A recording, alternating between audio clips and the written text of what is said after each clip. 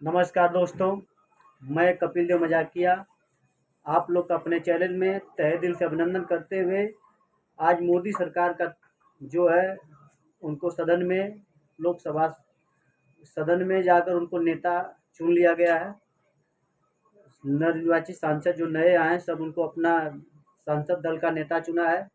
तीसरी बार वो प्रधानमंत्री पद के शपथ लेंगे और उनका 10 साल का जो प्रचंड बहुमत था अब वह एनडीए में आ गया। अब एनडीए शब्द हो गया है, जो एनडीए बहुमत बनाकर सरकार चलाएंगे, क्योंकि इंडिया गठबंधन जो है 234 सीट इस बार जीता था और एनडीए गठबंधन जो है 292 सीट जीता था। इसलिए 292 आई, लेकिन मोदी जी की जो है पार्टी बीजेपी अकेले दम पर अपने 240 सीट जीत पाई, यानी बहुमत से दूर पर हो गए। बहुमत 272 पे होता है। तो मोदी सरकार की गारंटी कि शब्द 400 पार, राम मंदिर 400 पार, ये सब संसद में घुसता रहा, हिंदू मुस्लिम फलान ढेकान, लेकिन इस सब का जादू मोदी जी का चला नहीं।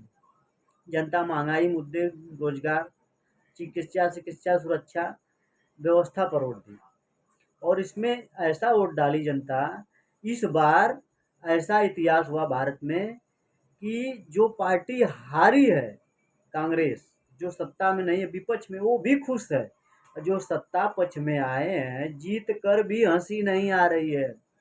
आज हमने देखा हमारे योगी आदित्यनाथ जी, उनका चेहरा जो मुरझाया सा था, क्योंकि मोदी जी जो है उनका आज अभिवादन ढंग से नहीं किया है। सच्चाई है, वीडियो में जो दिख रहा है, प्रत्यक्ष दिख रहा है कि सभी नेताओं से इधर उधर घूम के जो है बातचीत कर रहे हैं, लेकिन योगी आदित्यनाथ को उन्होंने नज़रअंदाज कर दिया।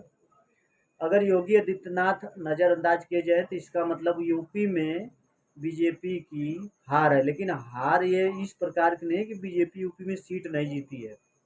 यूपी में सीट बीजेपी जो है जीती है, उसको भी हार नहीं माना जाएगा। जिस प्रकार से मुद्दा उठाया गया था उत्तर प्रदेश में, पेपर लीक, आरक्षण का मुद्दा, संविधान का मुद्दा, उस हिसाब से एक भी सीट बीजेपी को नहीं आना चाहिए, लेकिन उन्होंने टक्कर दी है योगी आदित्यनाथ ने।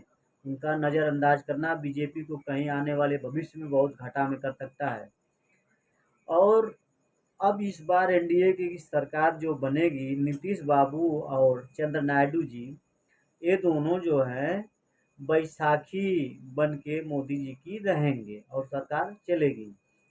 अब इसमें कोई रेल मंत्रालय मांग रहा है, कोई गृह मंत्रालय मांग रहा है, कोई जो है क्या क्या मांग रहा है।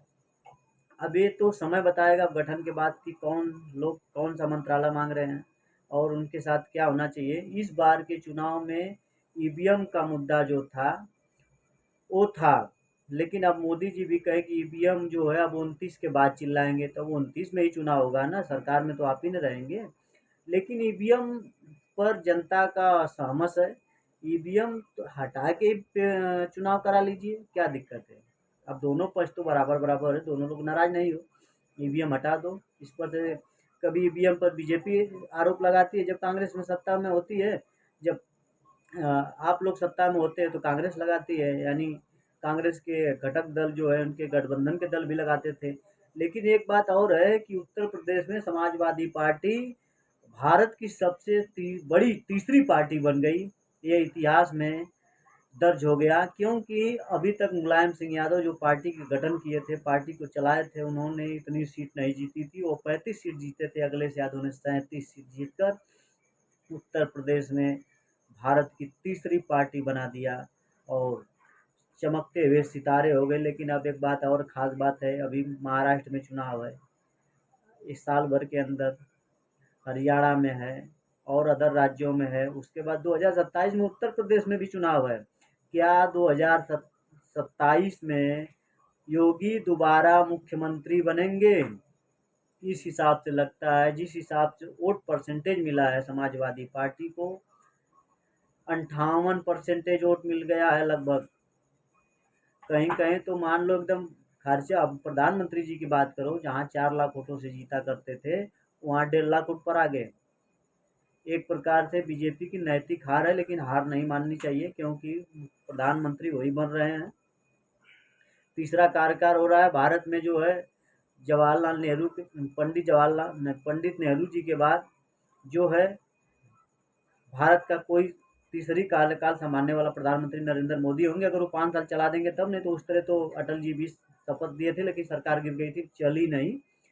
तो अभी चल जाएगी सरकार तब माना जाएगा, क्योंकि सरकार जो है बैसाखी पे है और बैसाखी घंटी बनी रहती है।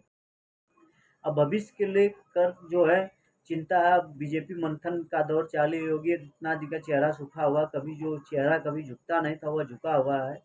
लेकिन योगी आदित्यनाथ जी को थोड़ा से उत्तर प्रदेश के विकास पर ध्यान देना होगा। अभी आपके पास समय है, समय आपके पास भरपूर है, क्योंकि 27 का चुनाव है, 24 अभी आपके पास बहुत समय है। आप चाहेंगे तो बहुत कुछ बदलाव कर सकते हैं, लोगों को जोड़ सकते हैं, सत्ता में दोबारा आ सकते हैं। लेकिन अखिलेश यादव जी ने पीडीए का नारा चलाकर जो है सभी लोगों को जोड़ रहा है, जोड़कर वह हर जाति का ध्यान रख रहे हैं। दलित हो, मुस्लिम हो, ये अदर कास्ट हो, सामान्य हो, फॉरवर्ड हो, मतलब पीडीए सभी लोगों को जोड़ रहे हैं। हर एक कार्यकर्ता को, हर एक लोग को जोड़कर वो पार्टी को चलाएं और भारत में तीसरी सबसे बड़ी पार्टी उन्होंने बना दिया। वह सितारे जरूर हुए लेकिन सरकार नहीं बन पाई। फिर भी हमारे भारत में विपक्ष मजबूत हुआ, और विपक्ष का मजबूत होना ही भारत की लोकतांत्रिक व्यवस्था को दुनिया में सर्वश्रेष्ठ साबित करता है। दुनिया में सबसे सर्वश्रेष्ठ लोकतांत्रिक देश हमारा भारत ही है, और इस पर बहस और मुद्दा होनी चाहिए। एक ही पार्टी अगर सत्ता में होती है, सबसे ज़्यादा उसके सांसद होते हैं, तो दूसरी पार्टी नहीं बोल पाती है, ये सच्चाई है। और 2027 में इस नज़रिए से अखिलेश यादव जो है समाजवादी पार्टी सरकार बन सकती है, और उनके कार्यकर्ता जमकर मेहनत करेंगे तब। और हमारी इस वीडियो को जो देखेंगे लाइक और कमेंट करना। जय हिंद, जय भारत, जय भीम, जय समाजवाद।